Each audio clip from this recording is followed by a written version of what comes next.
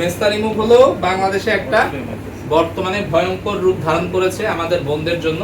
একটা বাচ্চা হয়, দুইটা বাচ্চা হয়, হরমোনজনিত সমস্যার জন্য মুখে দাড়ি হয়, খারাপ দেখা যায়, জামাই চলে যায়, কারো কারো বিয়ে হয় না, কারো কারো মনে করেন যে হরমোনজনিত সমস্যার জন্য মুখে মেস্তা হয়। তো মেস্তা, এই যে মুখ ভরে গেছে মেস্তায়, আমাদের একটা বোন এসেছে, সে বলেছি আপু আপনার একটা ভিডিও করে রাখতে চাই আমাদের বাংলাদেশের মা ও বোনদের দেখানোর জন্য, তার কারণে সচেতনমূলক একটা পোস্ট দরকার, আপনি আমাদের একটু সাহায্য করেন।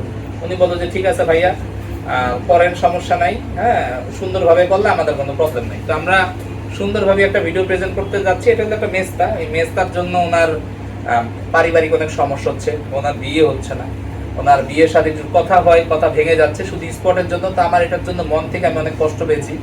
সৃষ্টিকর্তা সবাইকে হেদায়েত দিক। তো আজকে আমার এই বোন এসেছে যার এই সামান্য কটা মেস্তার জন্য, কারণ পরিবারের সবার ঘানি টানতে টানতে আমার বোনটা নিজের জন্য কিছু করতে পারে নাই।